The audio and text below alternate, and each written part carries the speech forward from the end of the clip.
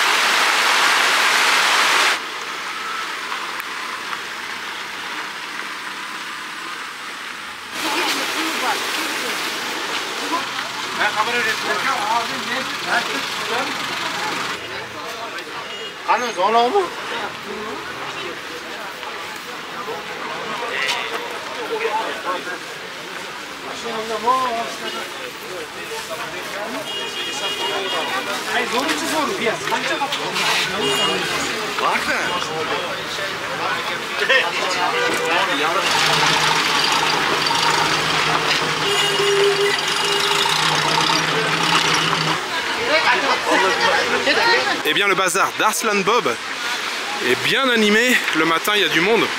Hier quand je suis passé là à 18h30 c'était quasiment désert ici hein. Et là il y a des étals de vêtements, des pistes de fruits secs, il y a pas mal de choses. Ah il y a du monde hein.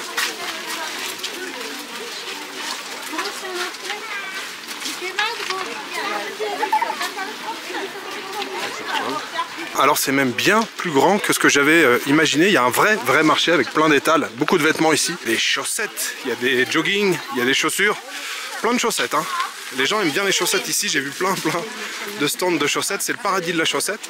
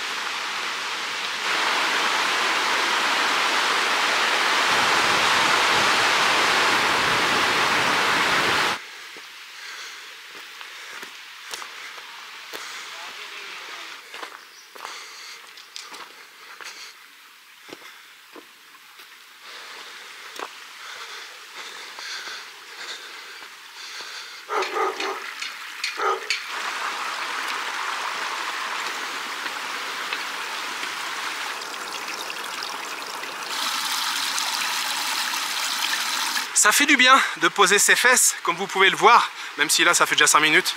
J'ai commencé à sécher un petit peu, mais j'ai pas mal transpiré là. Depuis que j'ai quitté le bazar, ça fait que de monter et ça monte raide.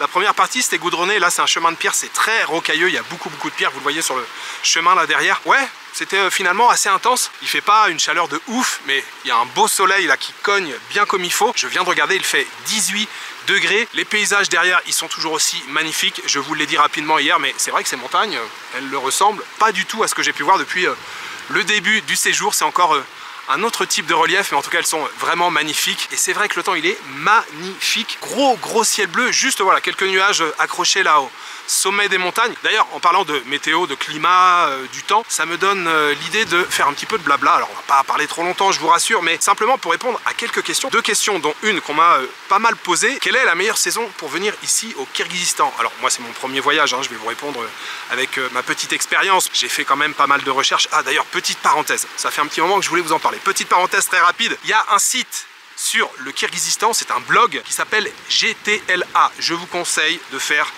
des recherches sur ce site, je vous conseille de consulter ce site. Bon, de toute façon, même si je ne vous l'avais pas donné, si vous prévoyez un voyage au Kirghizistan, c'est sûr et certain, vous seriez tombé sur ce site.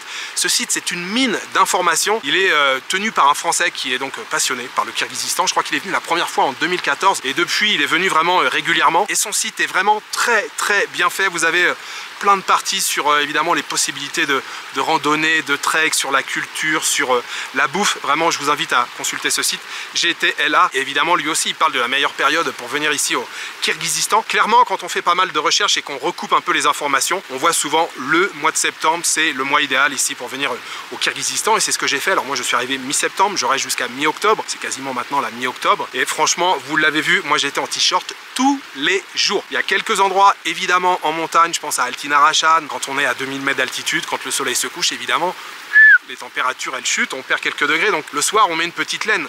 Mais sinon j'étais en t-shirt tout le temps. Et la météo, vous l'avez vu, j'ai eu seulement 1 jour et demi de pluie à Karakol. Bon, en plus c'est un jour où j'ai travaillé, donc j'étais resté dans ma chambre, ça m'a pas trop posé de problème. Non, la météo elle est vraiment excellente là au mois de septembre. On lit également que le printemps est une période propice pour découvrir le Kirghizistan. Alors ça c'est plutôt avril-mai qui a l'air bien. Et puis évidemment tout l'été, juin, juillet, août, c'est une bonne saison, même si il faut savoir qu'il peut faire très chaud l'été, notamment au mois de juillet. J'ai rencontré une Kirghize, alors ça fait déjà quelques temps, elle m'a expliqué qu'à Bishkek, il a fait 45 degrés au mois de juillet, que c'était infernal. Alors évidemment, quand on vient au Kirghizistan, hein, c'est pas pour passer tout son temps à Bishkek, évidemment. Dès qu'on arrive en montagne, on perd bien sûr quelques degrés, mais sachez que l'été, il peut faire quand même très chaud. Les saisons sont très marquées ici, hein, avec des hivers très rudes et des étés très chauds. Donc ouais, c'est vrai que je pense que le mois de septembre, c'est vraiment le mois idéal. Deuxième question que l'on m'a posée plusieurs fois, est-ce que le Kirghizistan est un pays sûr pour une femme qui voyagerait seule? Bien sûr, c'est toujours un peu délicat de répondre à cette question quand on est soi-même un homme, mais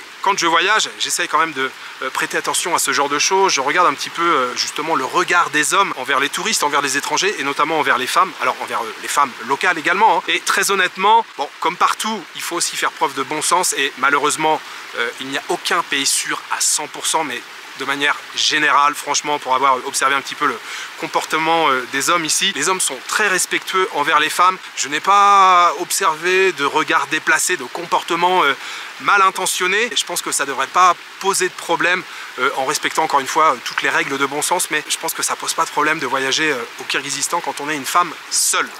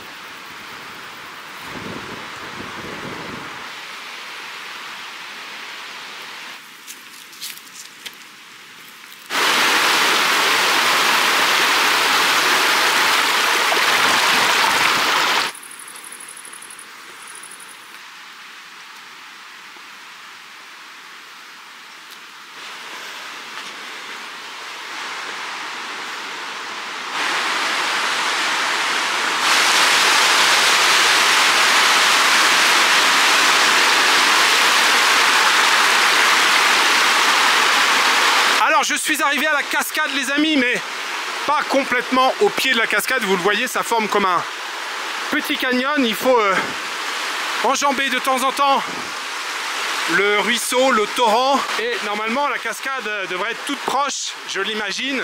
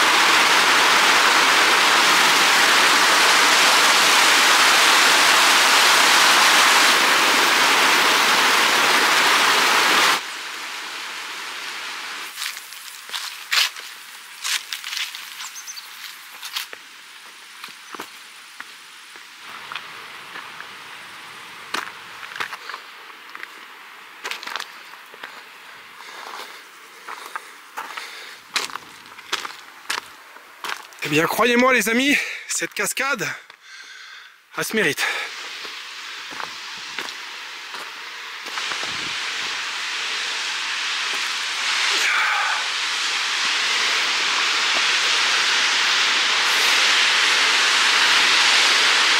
Et voilà.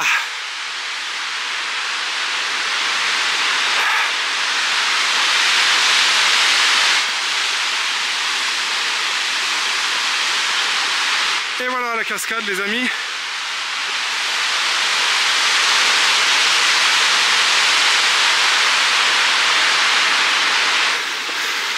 Il y a une buvette.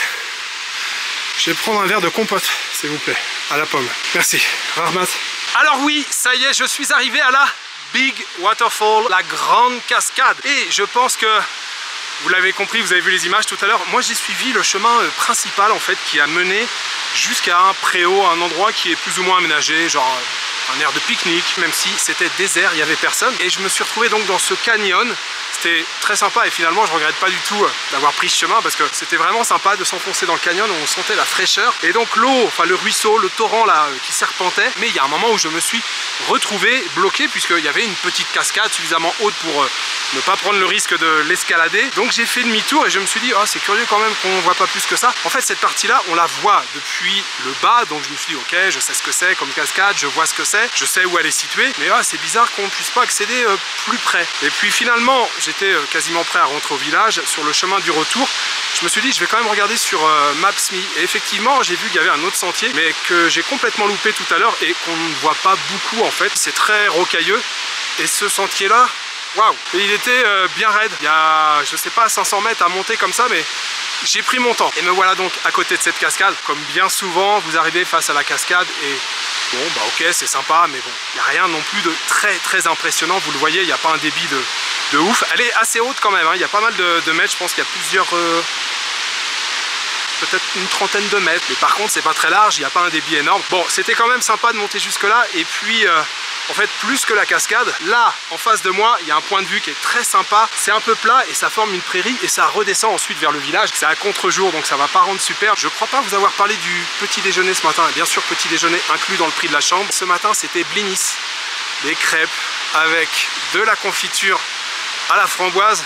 Waouh, c'était trop bon. Il y avait des fruits, du thé, du café bien sûr. Mais le petit déjeuner, il est déjà loin puisque je l'ai pris ce matin à 8 h et il est maintenant 15 h. Donc ça fait déjà un petit moment. Donc oui, j'ai bien la dalle.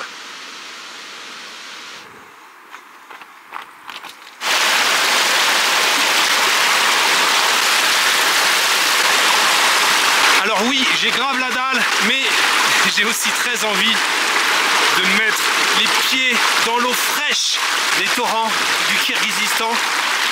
Là, il traverse carrément la route. Waouh, l'eau, elle est gelée, mais gelée.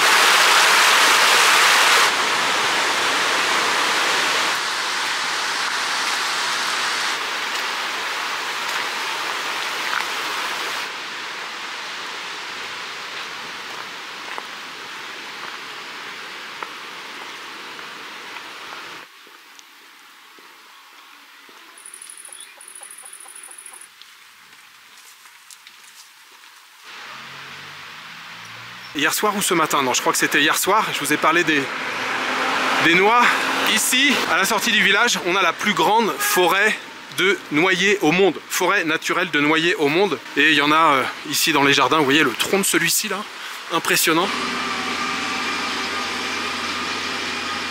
Retour au bazar d'Arslan Bob. L'animation de ce matin a disparu. Il reste voilà, quelques véhicules qui prennent la route vers Bazar Korton ou Jalalabad ou encore Auch. Mais le marché est terminé. On va aller voir si la cantine où j'ai mangé hier est encore ouverte. Est-ce qu'ici c'est encore ouvert? J'espère. Bon, c'est un peu la défaite. Il n'y a plus rien. Non, si, il y avait du fried chicken. Je déteste ça. Je ne mange jamais de fried chicken. Bon, je viens de demander à un vieux monsieur, je lui ai montré mon ventre. Je lui ai dit, il faut que je mange, j'ai faim. Et il m'a dit chaikana. Il y a peut-être bien un chaikana ici. C'est la misère. Je vais me retrouver avec une brique de lait et des cookies. En fait, j'ai envie d'une brique de lait et des cookies. Mais j'aurais voulu manger un plat, quelque chose de chaud. Et il n'y a plus rien. J'ai trouvé une autre adresse ici, là. Je viens de rentrer. Il reste que du poulet. Je ne sais pas ce qui se passe ici avec le poulet, parce que du poulet, il y en a nulle part. J'en ai pas mangé du séjour, j'en ai mangé une fois. C'est très bon d'ailleurs, c'est un poulet à la crème, là, avec une espèce de sauce. Mais le poulet, c'est vraiment pas du tout la viande répandue ici. Et là, je fais 2 restaurants, il n'y a plus rien, il n'y a que du poulet. Je ne sais pas ce qui se passe avec le poulet.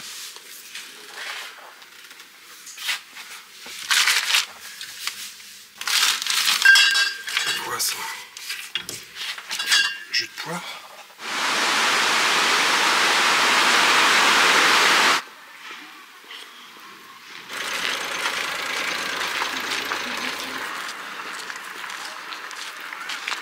Salam, hello.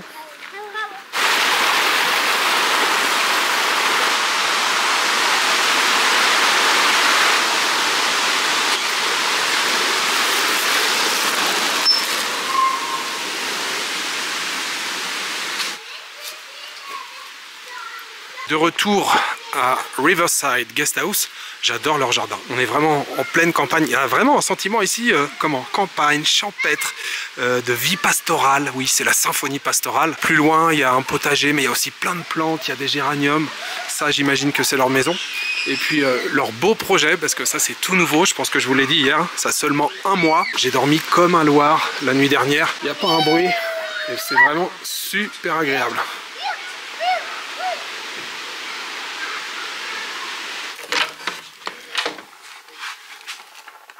Alors oui, ce soir, pas un restaurant, pas une cantine qui serve des repas à part du poulet frit. Je vous l'ai dit, ça m'intéressait pas. Et en fait, il y a toujours une solution. J'ai envoyé un message au propriétaire, puisque vous l'avez vu, j'ai dîné ici hier soir. Je lui ai envoyé un message, mais il n'a pas vu mon message et il m'a pas répondu. Donc je me suis dit, avant de quitter le bazar, je prends quelques biscuits. J'ai trouvé des oursons avec une face chocolatés, ils m'ont l'air très bons ces petits oursons. Quelques cookies, et moi ce que j'adore avec les cookies, eh bien c'est les tremper dans du lait. Je suis allé dans toutes les épiceries, il n'y avait pas 1 centilitre de lait, rien du tout, nada, niet. Et finalement c'est dans une toute petite épicerie que j'avais même pas remarqué jusque là, qui est juste à côté de la Guest, où j'ai trouvé du lait. Alors c'est du lait, j'allais dire fait maison. C'est la femme, probablement la patronne de l'épicerie, qui a trait la vache. C'est une bouteille de compote recyclée, mais on a un bon litre de lait frais ici, dans un frigo, dans une épicerie. J'ai trouvé ça. Franchement, quand on voit la bouteille, il y a un petit côté artisanal qui me plaît bien. Il y a un élastique là pour tenir l'emballage sur le dessus. Et juste comme ça, je le sens, ce jus de poire, je suis sûr qu'il est excellent. Mais avant de goûter à ce jus de poire, j'ai une autre petite dégustation à vous proposer.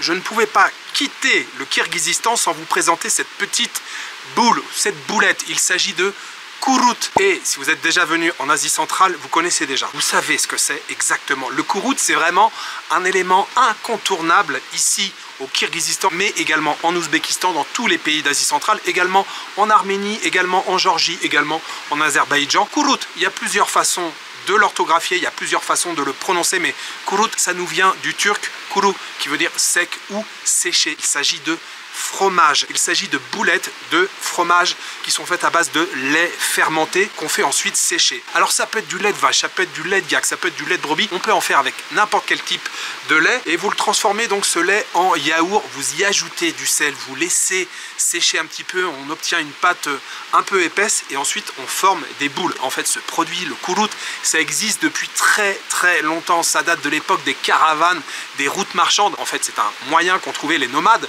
de conserver en fait le lait. À la belle saison on récolte des milliers et des milliers de litres de lait et une façon donc de conserver le lait, eh bien c'était de fabriquer ces petites boulettes de kourout. Et ici en Asie centrale on prête de nombreuses vertus au kourout. On dit qu'il aide à supporter la chaleur, qu'il apaise la faim et la soif, et tout bon kirghiz, tout bon ouzbek se promène avec quelques boules de kourout dans sa poche. Et quand je disais que si vous êtes déjà venu en Asie centrale, vous connaissez ce produit puisque on en voit partout, dans tous les bazars. On a des étals mais énormes, vous avez des cartons entiers de plein de petites boules, des petites, des moyennes, des grosses, et je vous l'ai dit, on peut faire ça avec du lait de vache, du lait de brebis, du lait de tout ce que vous voulez, donc il y a des étals mais énormes. Ce kourout, je l'ai acheté à Auch, le bazar de Auch, que j'ai adoré, où j'ai passé une bonne partie de la matinée. J'ai acheté 3 boules de kourout. Vraiment le kourout, vous verrez ça partout, et en tant que touriste, vous devez absolument goûter au kourout. Celui-ci là, c'est quand même assez dur, les boules, elles sont assez dures, et je ne vais pas vous mentir, j'y ai déjà goûté, bien sûr, quand je suis allé en Ouzbékistan. Il y a beaucoup d'étrangers qui comprennent pas trop le délire avec ce truc parce que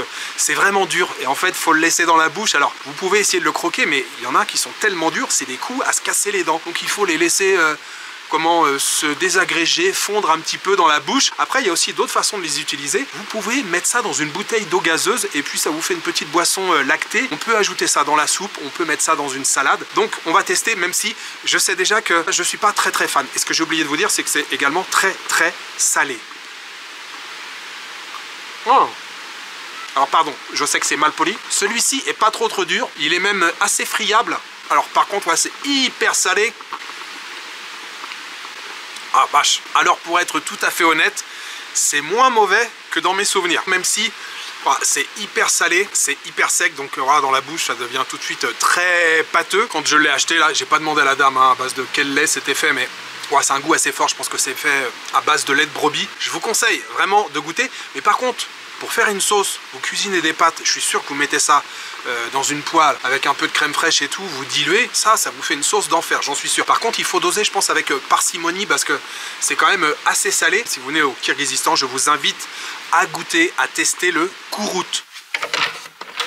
Eh bien, vous savez quoi? Il vient de se passer quelques minutes, à peine 5 minutes là, depuis que j'ai mangé le kourout. Eh bien, le goût qui me reste dans la bouche, c'est pas mauvais du tout en fait. Il y a une chose dont je suis sûr, enfin, j'en suis sûr. On va voir, je suis sûr que c'est très bon. Et je viens juste d'ouvrir la bouteille, j'ai enlevé le bouchon, ça fait pshhh. En fait, c'est du jus de poire pétillant. Ça sent trop bon. Ça doit être une tuerie. Trop bon. Voilà, excellent.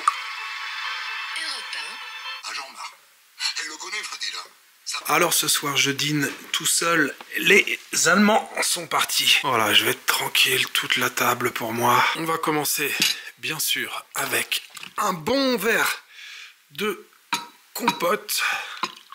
Mon assiette de plov vient déjà d'arriver sur la table, mais j'avais envie de vous montrer, je faisais ça avant tout le temps, partout, dans tous les pays où j'allais. Je vous montrais la monnaie, j'y ai pensé, j'ai essayé de garder des billets de chaque exemplaire. D'abord, je les trouve assez jolis, ils sont colorés, vous voyez, on a du rouge, du jaune, du bleu, du violet, du gris. Le plus petit billet, c'est le billet de 20 sommes. On a ensuite le billet de 50 sommes, suivi par le billet de 100 sommes. Alors c'est un classique, hein, ça fait à peu près 1 euro, un petit peu plus d'1 euro. Ensuite, il est très beau d'ailleurs, le billet de 200 sommes. Ici, le billet de 500 sommes, ça fait un petit peu plus de 5 euros. Lui aussi très joli, hein, un très beau violet. Malheureusement, il existe aussi des billets de 5000. J'en ai eu tout au début du voyage, mais ils sont très difficiles à utiliser puisque ça fait beaucoup. 5000, ça fait un petit peu plus de 50 euros. Donc à chaque fois que j'ai fait du change, je demandais des billets de 1000, qui lui est gris, 1000 sommes. Et puis donc les pièces, il en existe 4. Malheureusement, j'en avais, je l'ai utilisé pour payer les gâteaux. On a une pièce de 1 somme. On a ensuite, et ça je trouve que c'est vraiment le plus intéressant, on a ici une pièce de 3 sommes. Je crois que c'est la première fois que je vois une pièce de 3. Partout où on va, on a des pièces de 1, on a des pièces de 2, on a des pièces de 5, de 10, de 20. Mais une pièce de 3, je crois que c'est la première fois que je vois ça. Une pièce de 3 sommes. Et puis là, on a 5 sommes ici. Voilà, 5 sommes, 10 sommes ici. Alors, je pense également que maintenant, c'est la plus grosse pièce, mais il existait avant des pièces également de 20 sommes et 50 sommes. Le boss vient de m'emmener une belle assiette de plov. J'ai bien sûr un petit peu de crudité à côté, concombre, tomates, et puis tout ce qu'on trouve habituellement sur les tables au Kirghizistan, vous connaissez maintenant. Il y a aussi du café, il y a aussi du thé, bref, il y a tout ce qu'il faut. Et cette belle assiette de plov. Se retrouvent dans la salle d'attente de la gendarmerie au même moment. Mais nous, on ne sait pas trop. Et bien voilà, c'était aujourd'hui la dernière vidéo du Kirghizistan. J'espère que ça vous a plu. Je pense que ça vous a plu puisque j'ai reçu de nombreux messages et ça m'a fait hyper plaisir. C'est en partie pour ça que je fais les vidéos. Je fais les vidéos pour plein de raisons. Pour offrir un petit moment de divertissement, pour montrer que voyager finalement ce n'est pas si difficile, et puis pour faire découvrir de nouveaux endroits, de nouveaux pays. Et j'étais également comme vous, avant de venir ici, je me disais le Kirghizistan, voilà, c'est loin. Alors oui, j'avais déjà découvert un petit peu l'Ouzbékistan, c'est aussi en partie pour ça que je voulais venir ici. Mais c'est vrai que les pays d'Asie centrale, c'est pas les pays qui sont forcément les plus connus, hein, évidemment. Et je sais que pour la plupart, ça vous a plu parce que j'ai reçu plein de messages qui m'ont fait vraiment plaisir. Ouah, Jules, le Kirghizistan, j'avais pas du tout pensé à ce pays. Je savais pas du tout que c'était comme ça. Je pensais pas que c'était aussi beau. Ça fait vraiment plaisir. Et quoi qu'il arrive pour la suite du voyage, et je vous le rappelle, il reste quand même, il reste 1, 2, 3, 4, il reste encore 5 pays à suivre. Mais effectivement, quoi qu'il arrive,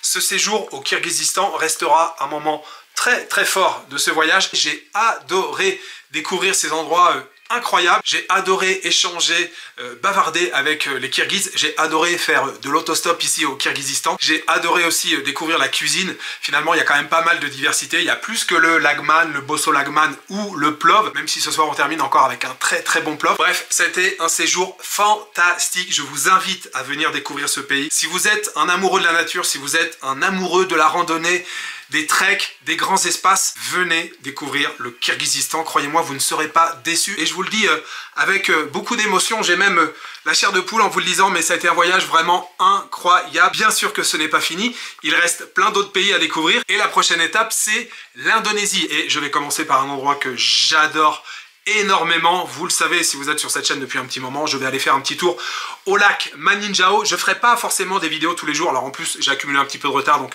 je vais aussi en profiter pour me poser là-bas. Je vais rester 5 jours entiers au lac Maninjao. Je vais faire au moins une vidéo, peut-être 2.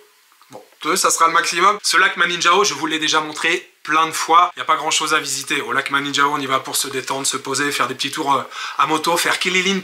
Faire kililin, ça veut dire faire le tour du lac. Je vais terminer bien sûr avec la traditionnelle dédicace au tipeur. Le plov là de ce soir, très bon. Les petits morceaux de viande, c'était vraiment très bien cuisiné, avec pas mal de petits morceaux de citrouille et puis toujours un petit peu de gras comme ça dans le riz. Ce plov ce soir, ainsi que la bouteille de jus de poire pétillant. Franchement, c'est une tuerie, ce jus de poire pétillant. J'aimerais les dédier aux tipeurs et j'aimerais remercier ce soir Julie et Maxime de Marly et Marie Averti. Merci beaucoup à vous trois pour votre soutien. Merci pour votre générosité. Comme d'habitude, vous le savez maintenant. Si vous prenez du plaisir à regarder ces vidéos, n'oubliez pas de vous abonner, de mettre un petit commentaire et un pouce vers le haut. Voilà, il me reste juste à vous souhaiter une bonne soirée, une bonne nuit ou une bonne après-midi. Je vous donne rendez-vous très bientôt pour une nouvelle aventure dans un nouveau pays. Ciao, good night.